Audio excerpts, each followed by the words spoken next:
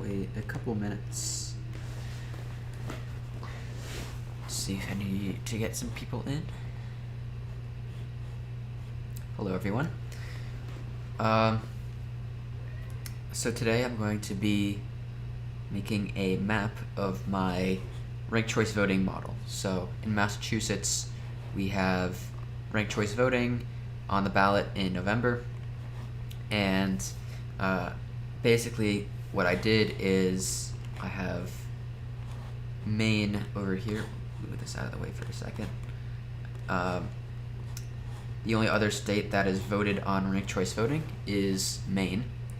So what I did is I took the ranked choice voting results from 2016 and the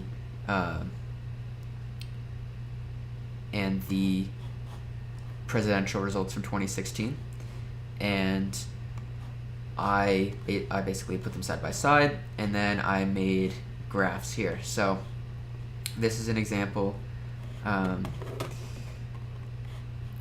See, Jack, I don't know if you're listening or not, but I'm modeling them based off of 2016 presidential results. So I did linear regression. I think that's the proper term for this. And I made a chart for each of these with ranked choice voting yes, with Clinton, Trump, and other.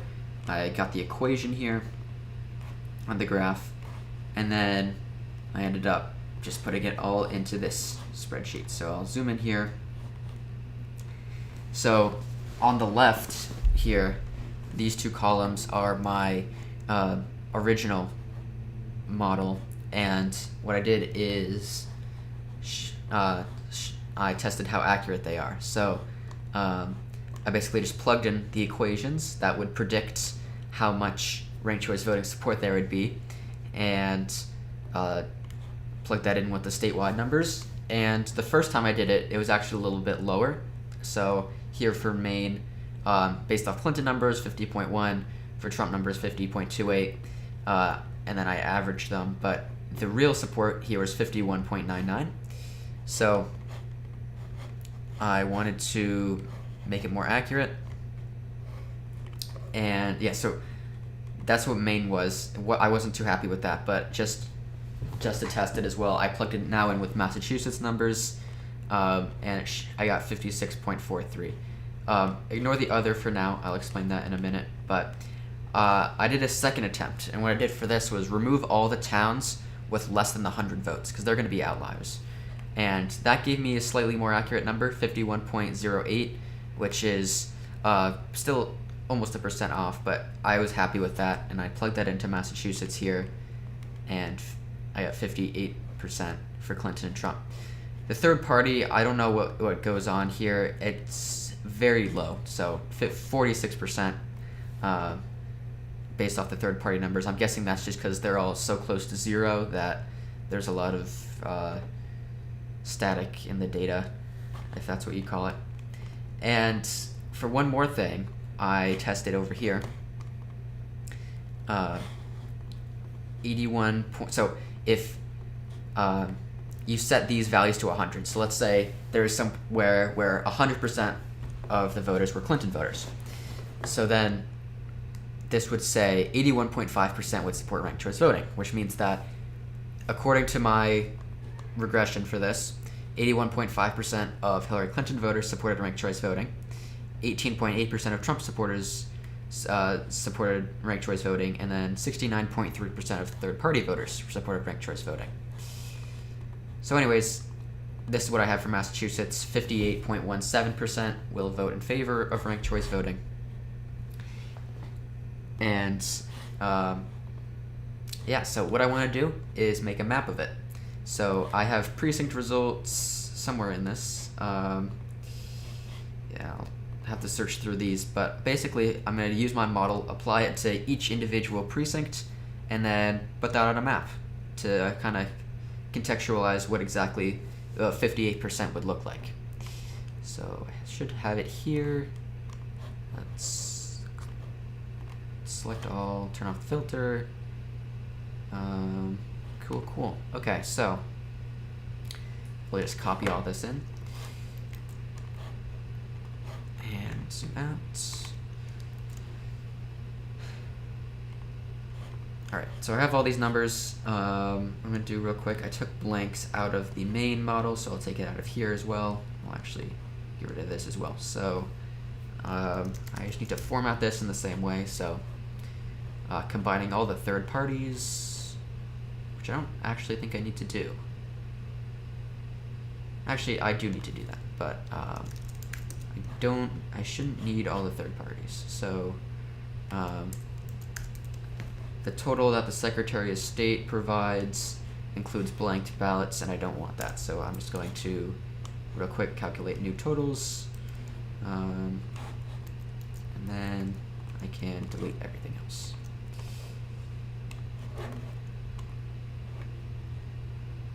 Cool. Let me make sure of one thing for a second.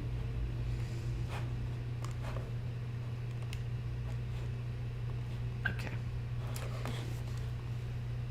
So now what I can do, I don't think I'm going to use my third-party equation because those results are way off. What I'll probably do is have one column for the predicted vote based off Trump votes and one for the predicted vote based on Clinton votes, and I think just averaging them should work just fine. I have this map. Okay. So I need to calculate, percents first. So Clinton percent, Trump percent, then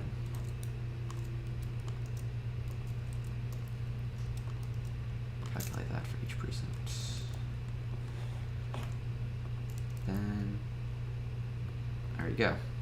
Take away these three. Actually, I'll keep in totals just to check, make sure I'm doing this right. Then make these into percents. All right, so Clinton RCV and then Trump RCV. Shouldn't need these columns anymore. All right, so now applying the equations that I had, these three, onto each one. That should be pretty easy, I think. So I would have, so this would, okay, that's not what I want. Here we go. So it should be U times U. All right, good. That's what I wanted to see. And then here, U times U. Great, okay. That was simple. So now I do this for, I do this for every single column. And now I'm going to average them.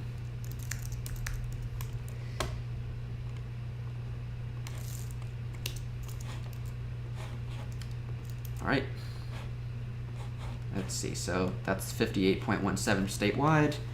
Same thing as here, 58.17. So I'm doing it right. I'll take away this now. And I think I can take away everything else. Actually, no. I'll keep everything else for now. Just to make sure if I need to go back. Okay, so what I have to do now is convert this into a color scheme, because these numbers won't just go on the map themselves. So I have QGIS open. It'll take a minute to open this because I've used it for so many projects. Yeah.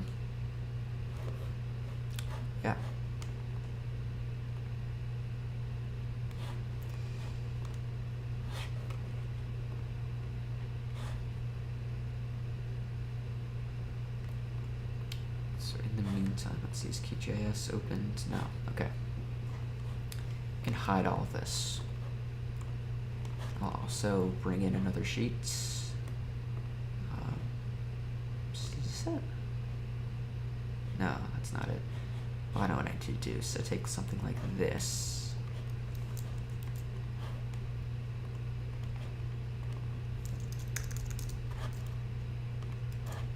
Alright.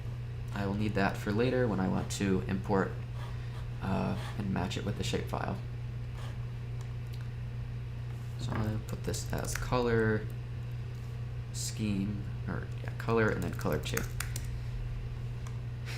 because I'm going to make one map that's green and red for yes or no, and then I'm going to make a second map for people who are red-green colorblind with blue and red. That's what I usually do. QGIS takes a while to load. Still loading. Alright. Just waiting. I think I can close this now.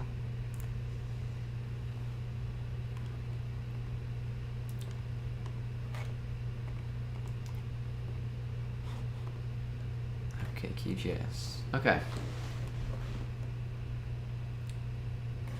Let me see some of these numbers. I want to see what my precincts would vote. Okay. Yeah, these all make sense. Yeah, Boston, 70%. I would predict that to happen. Okay. Here we go. QGIS is open. This is my last project that I live streamed. So let me take this off, and we can take actually, leave it on. Okay, so, where's my precinct shapefile?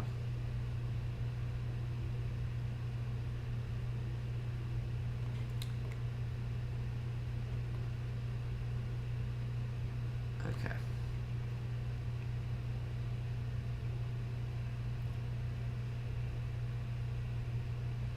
Once that loads, I'll be able to look at the colors and see what I need to do. Okay.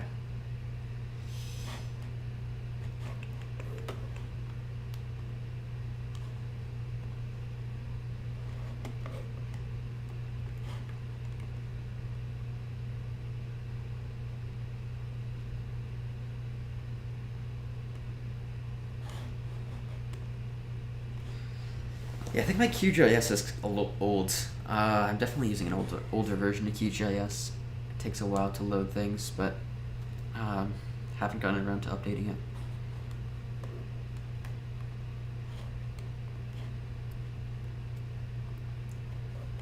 Cool. QGIS is taking a really long time today. I don't know why it would be. Okay. I'm going to say I actually know what to do. So we'll say average yes. I'm going to need to have a no value as well if I'm going to make it into a color scheme. So this is simple. Just subtract it from 100%.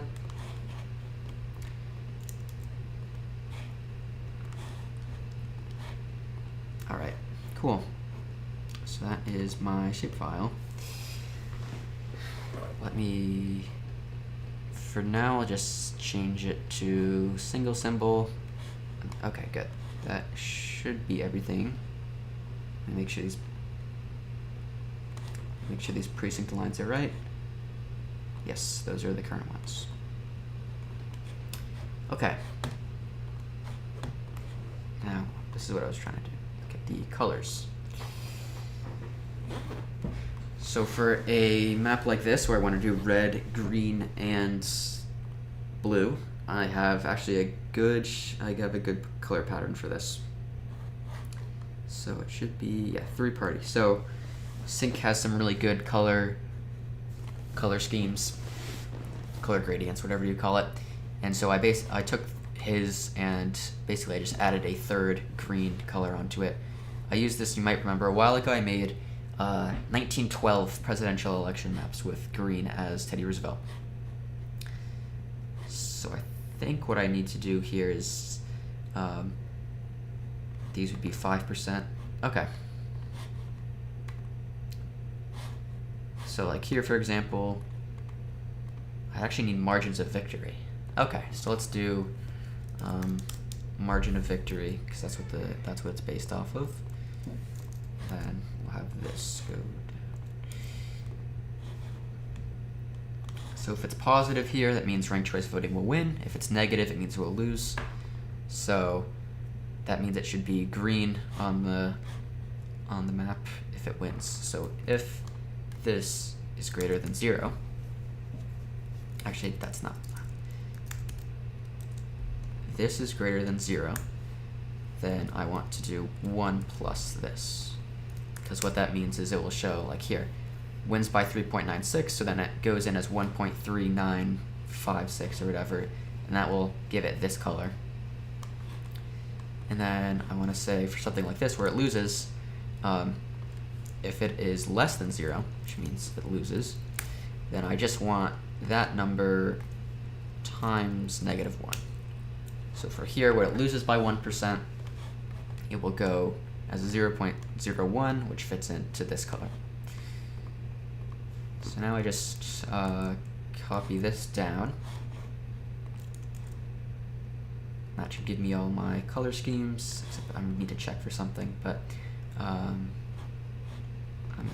just check that now. If there's any zeros in here, it's going to mess it up. But I don't think there actually is a 0. Okay, good. They're not actually 0. They're just very close. So then for my blue-red map, I'm going to do the same thing, except for the green. Instead of being the margin of victory plus 1, I'm going to say just multiply it by -1, because that's how my blue color scheme works.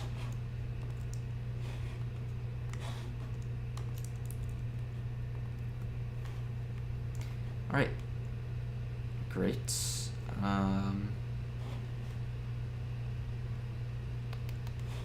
That's all I need to do for that. Now I just need to match these values onto here, and then I can import it into my QGIS workspace. So for that, I have a handy tool here, merge, and then go here.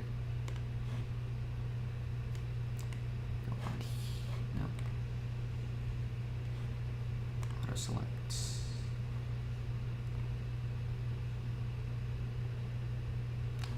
City, ward, and precinct, and then replace. Cool.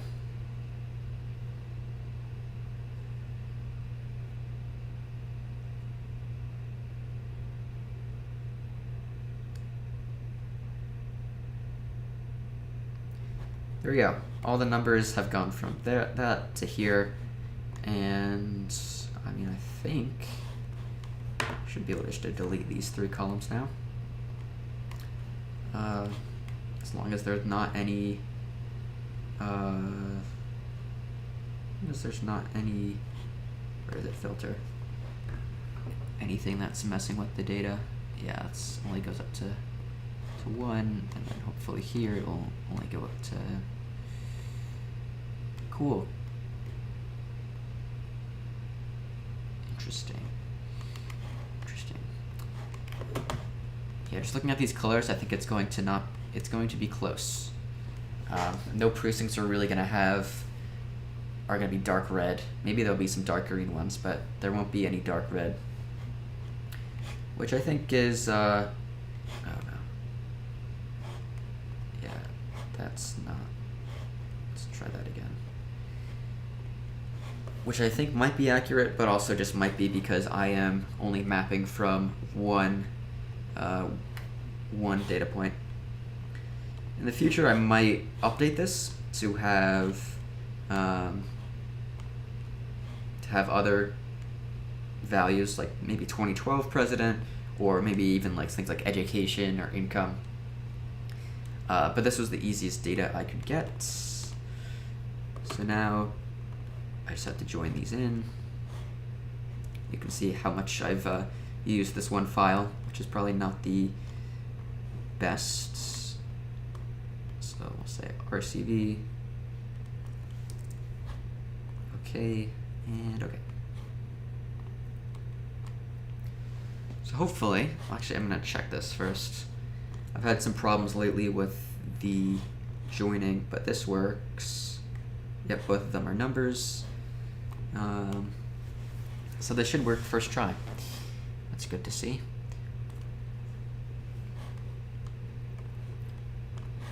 load in that, then try that, and then we'll make this as thin as possible. Wait, did I do that right? No, I didn't. Make this as thin as possible. Perfect. It's exactly what I wanted to see. There's a couple missing precincts. Not sure why. Like up here, I don't know why that's blank. And then over here in Chicopee. Ooh, actually, I might know why. Well, I know what. I might know why Chicopee is like that. Okay. So yeah, this looks good. Then let me see if the other one is right. RCV color 2. Yep, exactly the same. That looks like it could be a normal election in Massachusetts. Okay, so I'm gonna move back to green and red.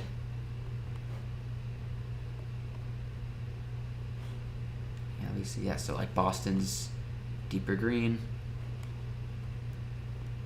All right. Well, I think I'm gonna see what's going on with these precincts.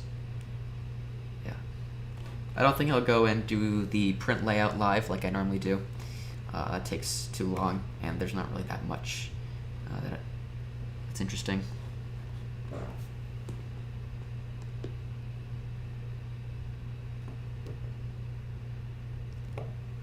Okay. So I actually recognize this little blank spot here. I know Chicopee likes to have like split precincts, which I don't know if that makes sense or not, if they have to do that because of state house districts or something. So let me see, Chicopee. Yes, so the problem here is that there's an 6A, so Chicopee's precincts, they got like 1A, 1B, 2A, 2B. They split the 6 ones into 6AN, 6AS, 6BE, 6BW, and then I deleted it, of course. Let me see, can I undo? There we go. Chicopee here, in the actual file, they only have 6A and 6B. So I just have to manually combine that, that's why I'm glad I kept the numbers, because I have to combine the numbers, not the percents. So this is fairly simple. I've done this plenty of times. Just copy that, make this into sum of that.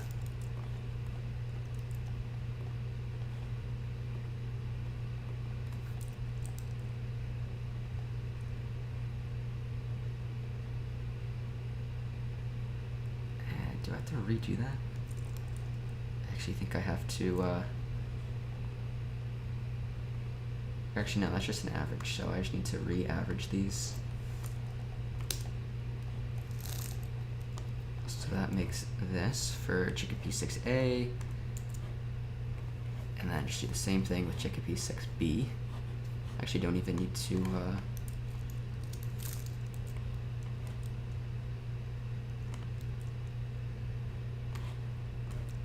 sort of do. Okay, so you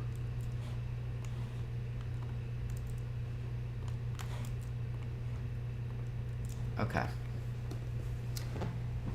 Wait a second, Chicopee 6B, did I vote for Trump? I guess so.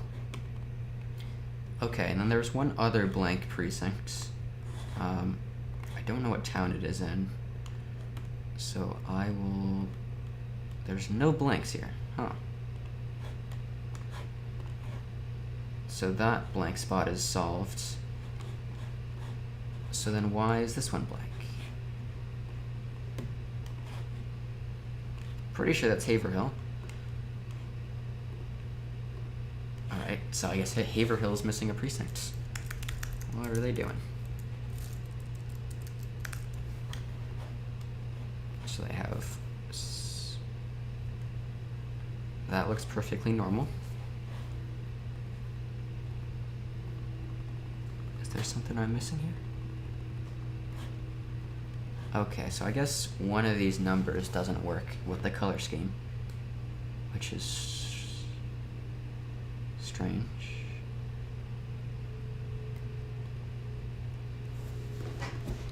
I don't know what happened here.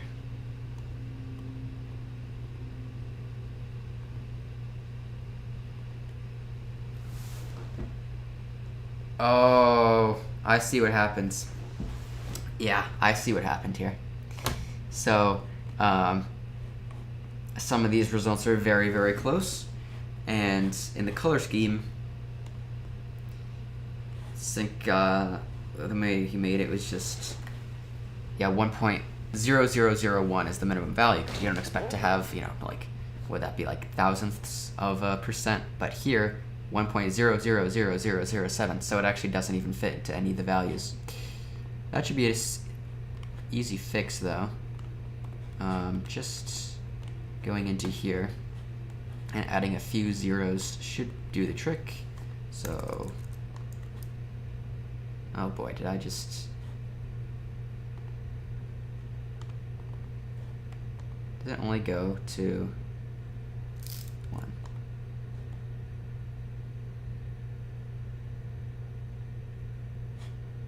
So what happened if I did... Okay, I don't know if I'm doing this right. Is QGIS just limited? Because that would be strange. Okay, so that fixes that. Then there's a tie down here that it should... Yeah, there's still a tie. Okay, good. So I think that fixes it for that precinct. I'll have to re-import the file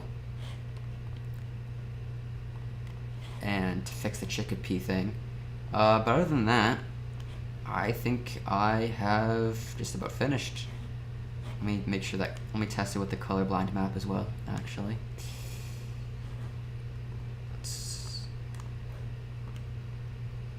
Yep, still has the ties, so yeah, that works perfect.